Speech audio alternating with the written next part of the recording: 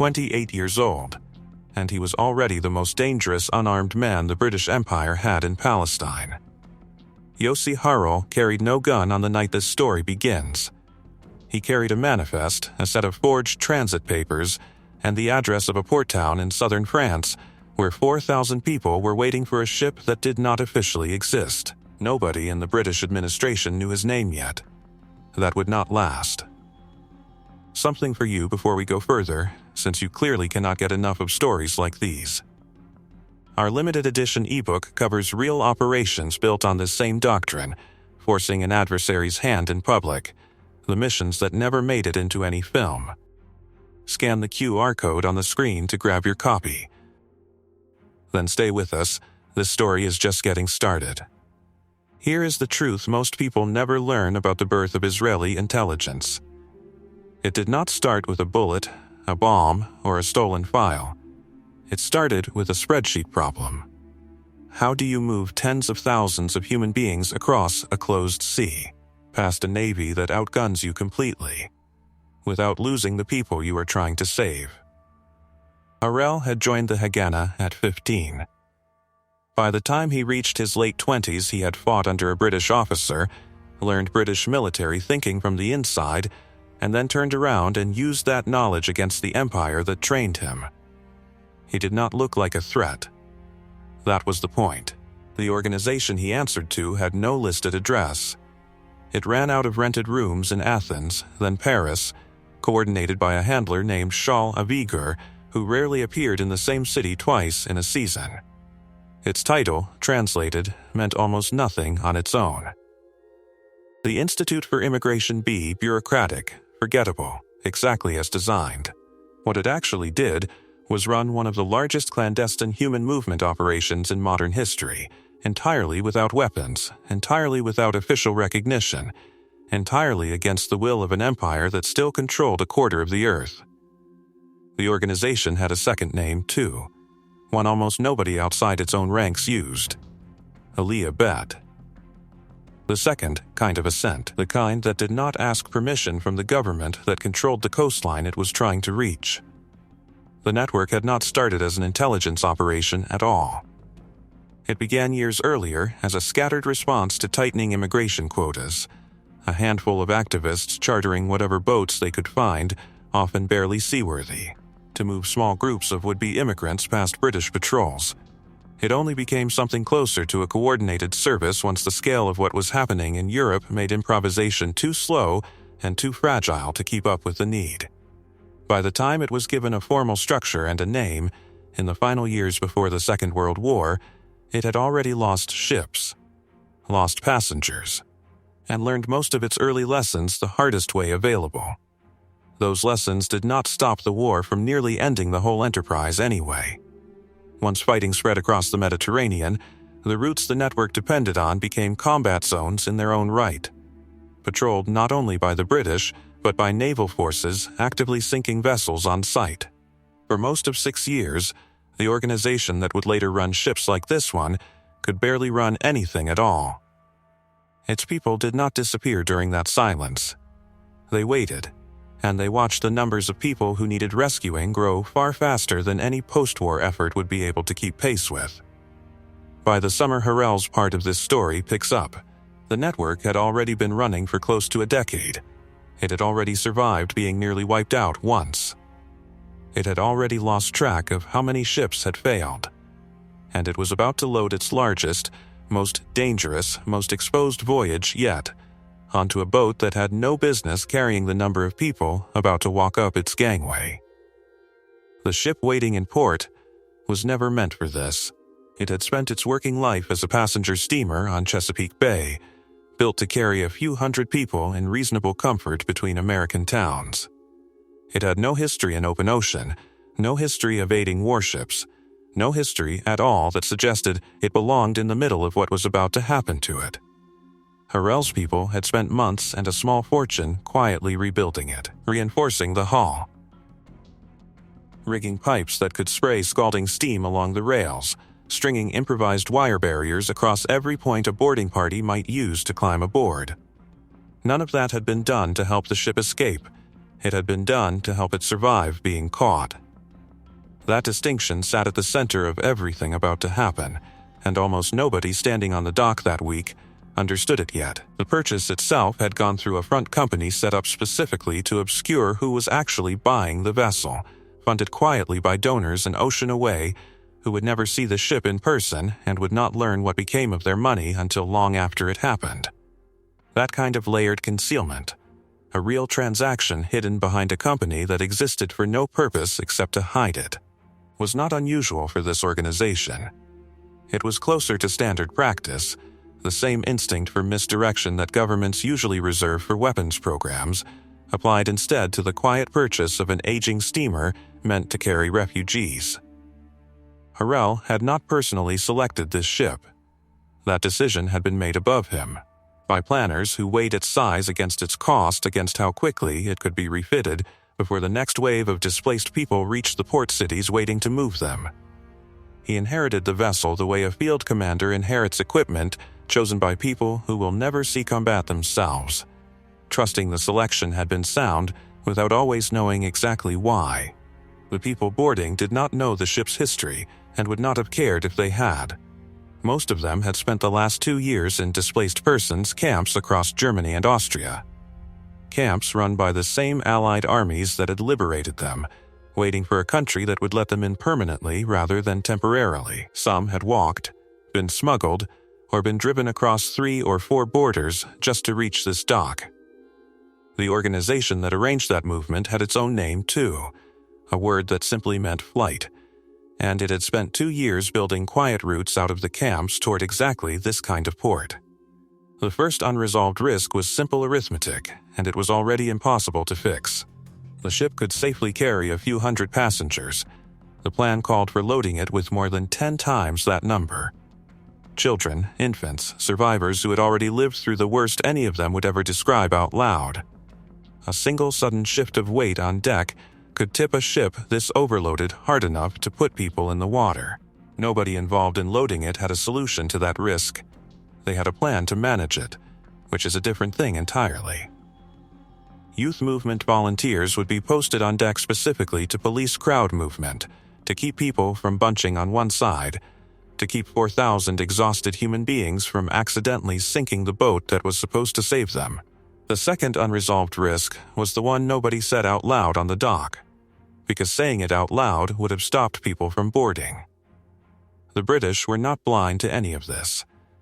Naval intelligence had gotten good at tracking these voyages years before this particular ship was ever purchased. Of every clandestine immigration voyage the network had attempted in the years leading up to this one, the overwhelming majority had ended the same way. Intercepted, boarded, turned back.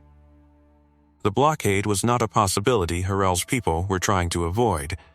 It was closer to the default outcome they were trying to survive. And still, everyone kept loading the ship. There was a third detail on that dock that mattered more than anyone realized at the time. Standing quietly among the passengers with a single small bag, listed on no manifest as anything other than an ordinary immigrant. An American clergyman, traveling not as crew and not as a refugee, but as something the organization had never needed before on one of these voyages. A witness whose word the outside world might actually believe. Nobody explained to the passengers boarding around him exactly why he was there. Most of them assumed he was simply one more person the network had found a way to move. Many of the people climbing that gangway had already survived one impossible crossing just to reach this port. Some had come by truck through the Alps in winter. Some had walked stretches of the route on foot, moving at night between towns that were not always friendly to what they were carrying with them. The organized escort network that moved them out of the camps had no ships of its own and no authority anywhere it operated. What it had was a working knowledge of which border guards could be avoided, which could be bribed, and which routes changed too often for any single map to stay accurate for more than a few weeks at a time. None of that history showed on their faces as they boarded. 2 years of displacement does not always look like exhaustion. Sometimes it looks like patience, the specific kind that develops in people who have already waited far longer than anyone should have to for far less than a ship. Harel's own read on the mission, at this point in the story, was the same read every commander before him had carried onto every previous voyage. Speed and secrecy. Get the ship loaded, get it out of port before anyone official could react, and try to reach the coast before the ships hunting for it arrived. Outrun the blockade. That was the job as he understood it that week, standing on a dock in southern France, watching families climb a gangway built for a fraction of their number. There is a cost buried in this story that will not surface for a while yet, and it deserves to be named early rather than saved for later. The organization that built this entire rescue apparatus knew, better than anyone else alive, exactly how many people it had not managed to save in the years before this voyage. That number sat behind every decision Harel's superiors made, whether they spoke about it or not. It shaped how much risk they were willing to accept on the water. It shaped how many people they were willing to load onto a boat this overloaded. Nobody involved would call that number out loud on the dock. It followed the ship anyway. By the time the last passengers were aboard, more than 4,500 people were standing on a hull designed for roughly 1/10 that number. On a ship reinforced against violence rather than built to outrun it.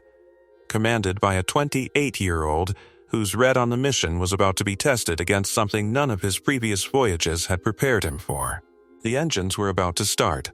The ship was about to leave French waters and enter a stretch of open sea already being watched. What nobody on that dock yet knew was which version of this voyage they were actually about to live through. The one where a fast ship slips past a distracted navy in the dark, or the one where getting caught was never actually the failure everyone assumed it would be. The engines were running less than an hour when the first shadow appeared on the horizon behind them. Not one ship. Several, spreading in a loose net astern, matching speed exactly. A cruiser, and behind it, destroyers, holding position just far enough back to look almost casual about it. Harel had seen this before on other voyages, and every previous time it had meant one thing: the chase was on, and the only question left was whether the ship could outposition the Navy before it reached the coast. This time something was different, and it took him longer than he wanted to admit to name what it was. The ships behind them were not closing. They were not falling back either. They held the exact same distance for hour after hour through the afternoon into the evening, refusing to either commit to an interception or lose interest and turn away. A ship trying to catch you closes the gap. A ship trying to watch you does not. Somewhere in that realization, the plan Harel thought he understood started to come apart in his hands. He had boarded this voyage believing the mission was speed and secrecy, exactly the way every voyage before it had been. Outrun the Navy, slip past in the dark, land the passengers before anyone in a British uniform could stop it. That had been the job description handed to every commander who came before him. And it had been his job description too, right up until a British cruiser sat 2 miles off his stern and made no attempt to close the distance for an entire day. A ship that refuses to close is not hunting, it is documenting. That thought did not arrive all at once. It arrived in pieces, over radio silence, over glances between crew who had run these voyages before and knew the difference between being chased and being escorted towards something. By the second day, one of the senior men aboard raised what nobody wanted to say aloud on the open deck. If the British were not trying to intercept them quietly, if they intended to let this play out in full view instead of moving fast and burying it, then the ship's actual advantage, the reinforced hull, the wire barriers, the steam pipes rigged along the rails, had never been built to help them escape at all. It had been built for something else. Something none of the men on this deck had been told outright before they left port. Word moved quietly among the senior crew that the instructions from Paris had never actually promised a landing. They had promised a story. A ship this size, carrying this many survivors, intercepted in international waters where the British had no legal claim to stop it, would be a story no government could quietly bury. Nobody had said that plainly to Harel before departure. He had understood his orders as evasion. Somewhere on this stretch of open water, evasion was starting to look like it had never been the actual plan at all. Only the plan he had been allowed to believe. That gap between what he thought he was commanding and what he might actually have been sent to do sat in his chest like something swallowed wrong. He thought back, without meaning to the earlier voyages he had run before this one. Smaller ships, fewer passengers. Every one of them had ended the same way regardless of how carefully the crossing was planned, caught somewhere off the coast, boarded, turned back, or interned. If a majority of every previous voyage had ended in capture no matter what evasive plan was used, then perhaps capture itself had quietly become the expected outcome long before this ship ever left port, and nobody had bothered updating the men actually commanding the ships. He was not the only one carrying that doubt. Below deck, in the cramped compartments where thousands of exhausted passengers tried to sleep in shifts because there was no room for everyone to lie down at once, a different kind of doubt was spreading. Not about strategy, about safety.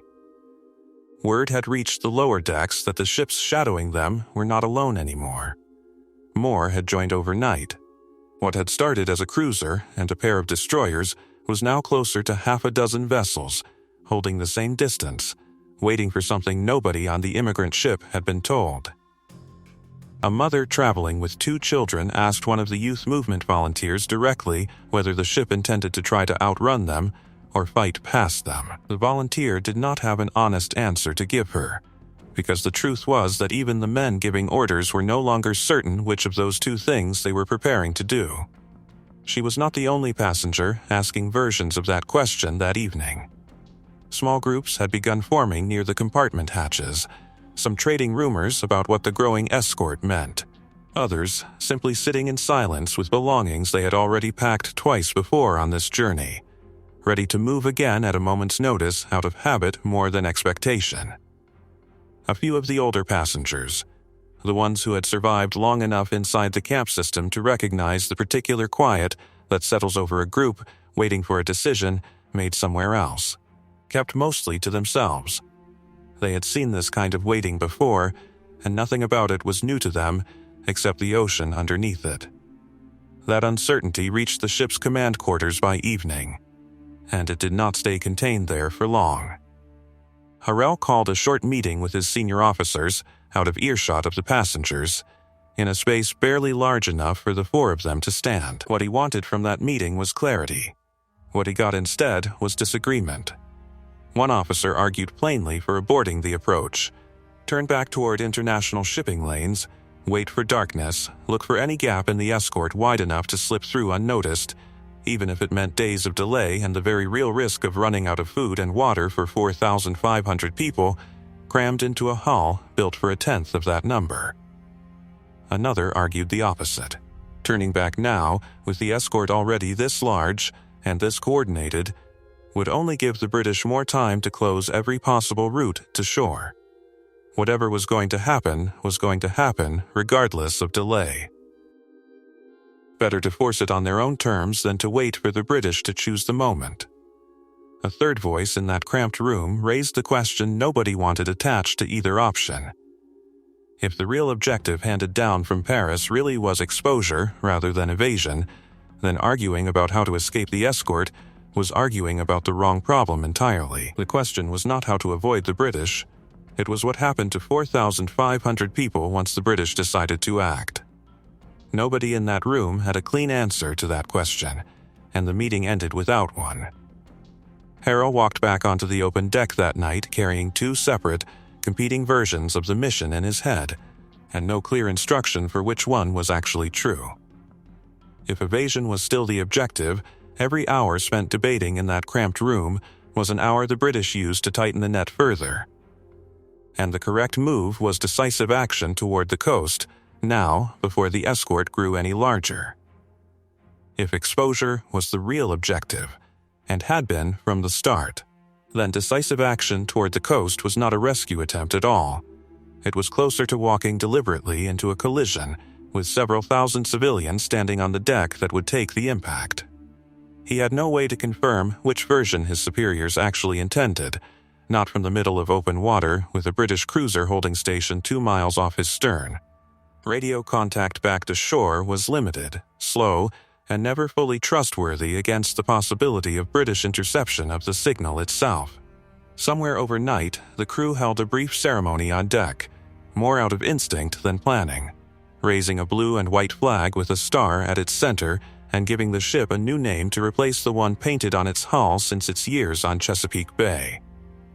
It was a small act, taking perhaps 10 minutes, and it changed nothing about the ship's speed, its defenses, or the fleet gathering behind it.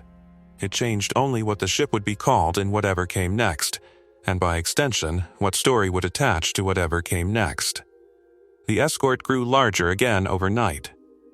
What had been half a dozen ships became something closer to a small fleet, closing in slowly from multiple directions instead of holding a single line astern. Whatever the British intended, they were no longer content to simply watch. Harel gave the order to hold course toward the coast, the decision made not because he was certain it was right, but because every version of the mission he could imagine, evasion or exposure, ended the same way if he stood still. The choice was no longer whether to move. It was only what would be waiting for 4,500 people once the fleet closing in around them finally decided the watching was over. The first destroyer moved before dawn, and for almost a full minute nobody on the ship was certain it was actually happening. It came in fast off the port side, engines loud enough to carry across open water, and then, without contact, without a final warning shouted through a loudhailer, it simply broke away again. A feint. A test of how quickly the crew on deck would react. Harel watched it peel off and felt something close to relief, and hated himself for feeling it, because relief was exactly the wrong response, and some part of him knew that even as it happened, the men who had argued for holding a tight defensive line near the rails eased off it slightly. A few of the younger volunteers on deck, the ones who had spent the last 2 days convinced this moment would never actually arrive, allowed themselves to believe the destroyer's approach had been the worst of it. It was not the worst of it. It was the first destroyer establishing distance before the others came in from the remaining directions at once. By the time the second and third ships closed, there was no time left to correct the assumption the deck had already made. Ramming came from 3 sides almost simultaneously, steel against steel, the whole hull shuddering hard enough to throw people who were not braced for it. Tear gas canisters followed almost immediately after, fired down into open hatches and companionways, and within seconds the gas had found its way into compartments where children who had already survived years of confinement in far worse places were now choking on something new. A father somewhere below deck was pulling handkerchiefs from a canteen of drinking water and pressing them, still dripping, into his children's hands, because it was the only thing he had that might slow down what the air was doing to their lungs. Boarding parties came over the rails soon after, and this was the moment the wire barriers and the rigged steam pipes were supposed to matter. The entire reason the ship had been reinforced months earlier in a French shipyard instead of simply repainted and loaded. They mattered less than anyone below deck had been told they would. The pipes fired steam and scalding water toward one section of railing, and the boarding party adjusted around it within seconds, coming over a different stretch of rail entirely. One nobody had reinforced, because nobody had believed the British would commit that many men to that many separate points at once. That was the assumption breaking in real time, in front of people who had no way to stop it from breaking. The defense had been built for a boarding attempt at 1 or 2 points. The British sent boarding parties at 5. Passengers fought with whatever was already in their hands. Tin cans pulled from the ship's own stores. Screwdrivers taken from crew who had used them an hour earlier on engine repairs. Potatoes thrown hard enough to matter at close range. Wooden boards ripped from bunks that had been built only days earlier to give 4,000 people somewhere to sleep in shifts.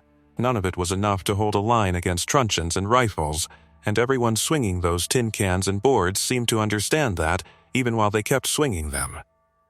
Near the wheelhouse, a young American crewman was pulled from cover and struck across the head, and struck again and did not get back up. Word of it did not travel evenly through the ship. Some compartments knew within minutes. Others would not learn what had happened for hours, still fighting a battle they did not yet know had already claimed a life. Below decks, a 15-year-old boy who had survived years that no 15-year-old should survive was caught in gunfire meant for the deck above him. Harel heard both of those losses arrive as fragments, secondhand, shouted between compartments in the middle of trying to hold a command structure together on a ship that was actively taking on water from 3 separate points of impact.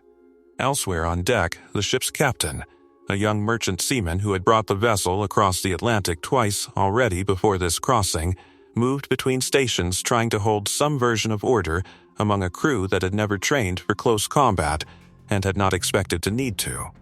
He was not a soldier either. Almost nobody standing on that deck was. Down in the crowded compartments, the volunteers who had spent the crossing managing where people stood so the ship would not tip, now found themselves managing something they had never trained for at all, trying to keep parents from climbing toward the noise above to find their children, trying to keep panic from doing to the ship's balance what a boarding party alone could not. In at least one compartment, someone began singing, quietly at first, then louder, less because it changed anything happening above them than because it gave 400 frightened people in a windowless room something to do with their voices besides scream. Word reached Harel that the flooding was not confined to a single point of impact anymore. 2 separate breaches were now taking on water, and below-deck's crew were working pumps by hand in compartments where the tear gas had not yet cleared, unable to see the extent of what they were bailing against. Somewhere in the second hour of it, with the hull audibly groaning under repeated ramming and the gas still thick enough in places to make radio communication between decks nearly impossible, one of Harel's own officers reached him with a question that had no comfortable answer. Whether to keep resisting at all costs, on the theory that surrender handed the British exactly the quiet, contained outcome the whole voyage had been built to deny them, or whether continuing to fight a battle they had already lost the shape of was going to sink several thousand people rather than save any of them. Harel did not answer immediately. For several minutes, by more than one account of people near him at the time, he said nothing at all, watching water rising through a breach in the hull large enough that men on deck could see straight into the flooding compartments below. In that silence, someone brought him a rough count from the compartments nearest the worst of the fighting. Dozens wounded badly enough to need more than field bandaging, with almost nothing aboard qualified to treat them beyond what the ship's limited medical supplies and a handful of volunteers with partial nursing experience could manage. The 2 dead were already known by name to the people standing closest to him. The count was not going to get better the longer the deck stayed contested. He thought, in whatever fragment of clarity a moment like that allows, about the 4,000 people below who had not chosen to be part of a demonstration, who had boarded this ship believing it was going to try to land them quietly on a coast they had been promised for years, and who instead found themselves inside a naval battle they had no way to opt out of once it started. The instinct to keep fighting was not really about the fighting anymore. It was about what surrender would look like from outside. Whether stopping now meant the entire voyage would be remembered as a rescue attempt that simply failed, rather than whatever it had actually been trying to become. That calculation, made in the middle of gas and gunfire, with a ship audibly taking on water, was not one any commander should have had to make with the information available to him in that moment. He gave the order to stop. Not because the fight was won, or because it was safe to stop, but because the alternative was watching the hull finish what the destroyers had started, with 4,500 people still aboard. The battle did not end cleanly the second the order went out. Pockets of resistance continued in isolated compartments for several minutes more.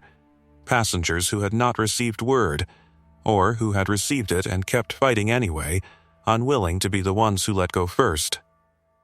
When it finally, fully stopped, the silence that followed was worse than the noise had been.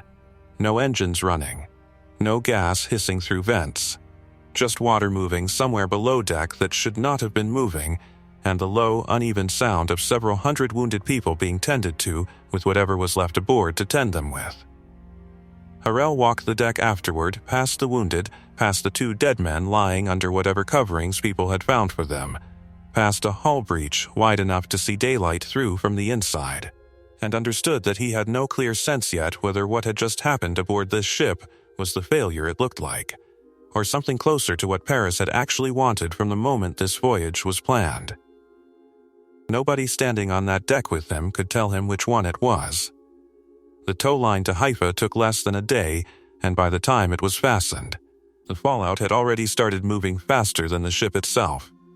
British authorities in Haifa had a decision to make before the ship even reached the dock, and the decision they made was the one that turned a naval interception into something the network could not have manufactured on its own. Rather than interning the survivors in Palestine, as had been the outcome with previous captured ships, London ordered them held for return to Europe. To Germany. Back onto the same soil most of them had only recently been pulled off of. That decision did not originate on the ship. It originated in offices thousands of miles from the blood still drying on the deck.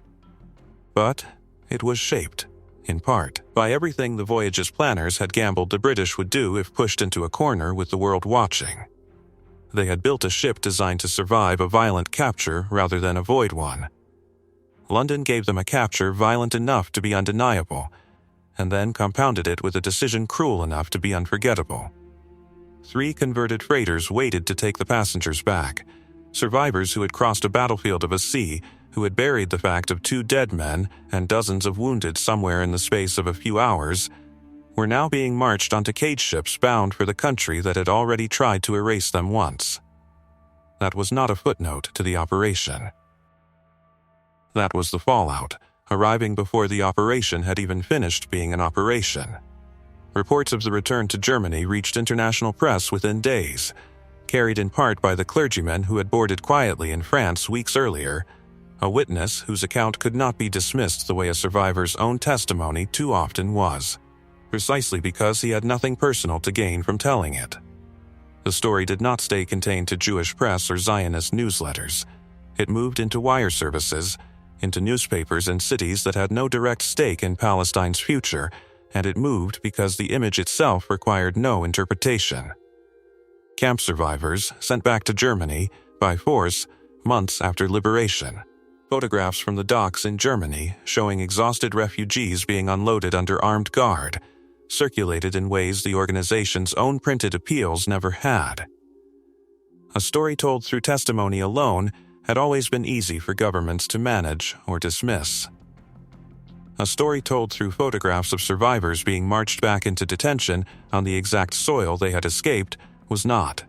A United Nations committee had already been sent to the region that same summer to investigate the future of Palestine, and members of that committee were present in the port when the ship limped in, close enough to see the hull damage and the wounded being carried off without anyone needing to summarize it for them afterward. Diplomats do not always change positions because of an argument. Sometimes they change because of what happens to be in front of them on the one afternoon they are paying attention, and this was that kind of afternoon. The debate inside the United Nations that followed was not decided by this single voyage, and no honest account of the period pretends otherwise. Competing claims, competing histories, and competing fears about the region's future all shaped the final vote on partition.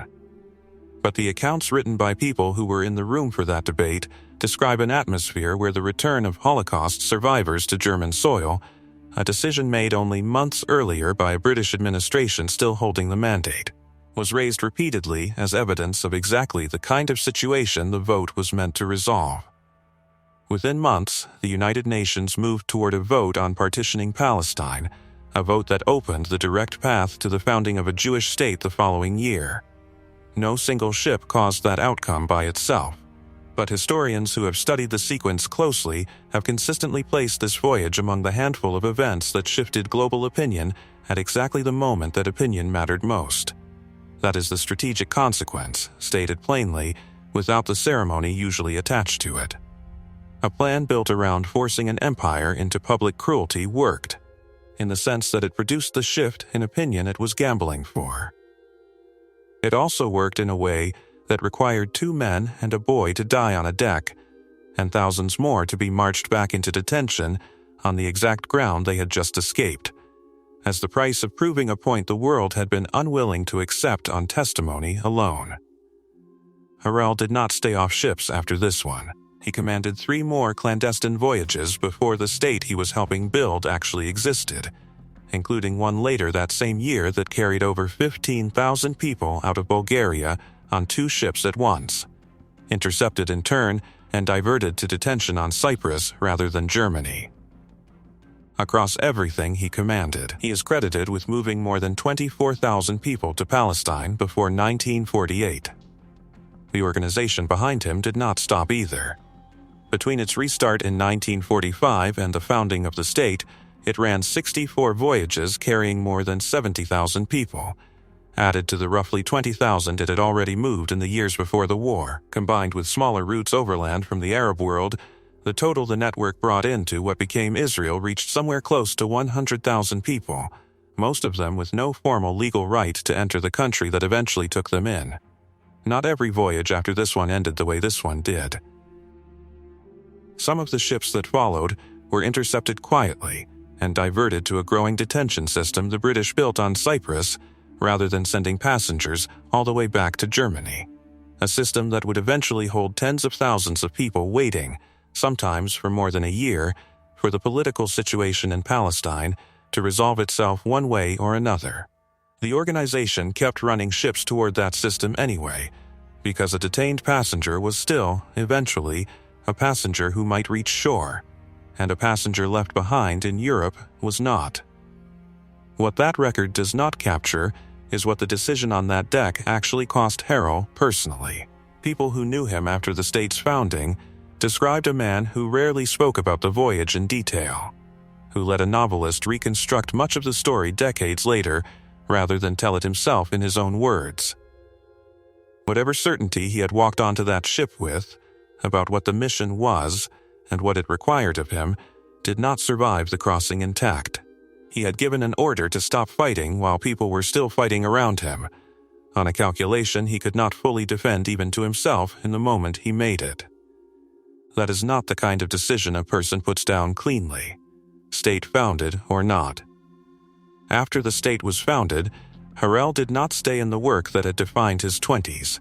He went abroad to study mechanical engineering, trading the deck of a refugee ship for a classroom, and for a long stretch of his later life he said very little publicly about what had happened on the water in the summer of 1947. When his story was finally told at length, it was largely someone else who told it, a novelist who spent years reconstructing the voyage from Harel's own halting recollections and the testimony of people who had stood beside him on that deck. He lived to be 90, long enough to watch the country he helped build absorb and mythologize a version of his own story that did not always match what he remembered living through. The network itself did not disappear once its usefulness to the founding of Israel had been proven. It kept running for 4 more years, formally dissolving in 1952, its remaining structure and personnel folded quietly into the intelligence apparatus of the new state, eventually feeding into a liaison agency built to maintain contact with Jewish communities still living under closed regimes. An organization built to move refugees past a hostile navy became, through a direct and traceable line, part of the foundation of the same intelligence service that would later be known simply as the Mossad. That is the institutional cost worth sitting with. The lesson the new state's intelligence architecture absorbed from this voyage was not only about logistics or evasion.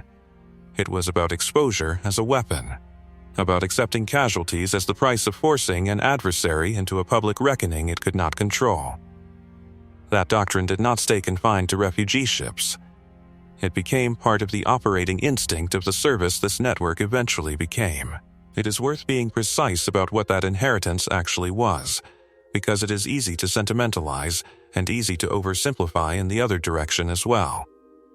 The men who built this organization did not set out to create a template for future intelligence doctrine.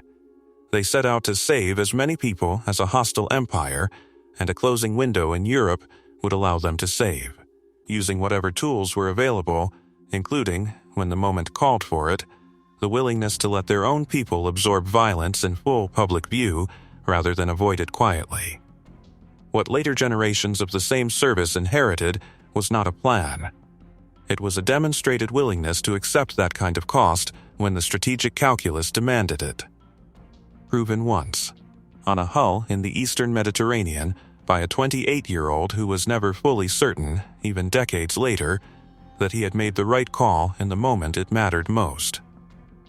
This case did not exist in isolation. It was built on something older, a doctrine of forcing exposure rather than seeking secrecy, that would go on to shape operations far beyond a single overloaded steamer in the summer of 1947. The cases that built that doctrine, the ones that show how deliberately this pattern was used again and again in the decades after Israel's founding, are not sitting in any public archive. Some of them are laid out in the operational record in the description below, covering how this same instinct for forcing an adversary's hand in public shaped missions that never made it into a film. It is not a summary. It is the methods, the specific voyages and operations, and what each one actually cost the people who ran them, gathered in one place. The link is in the description if you want to go further into it. Leave in the comments which part of this network's story you'd want covered next.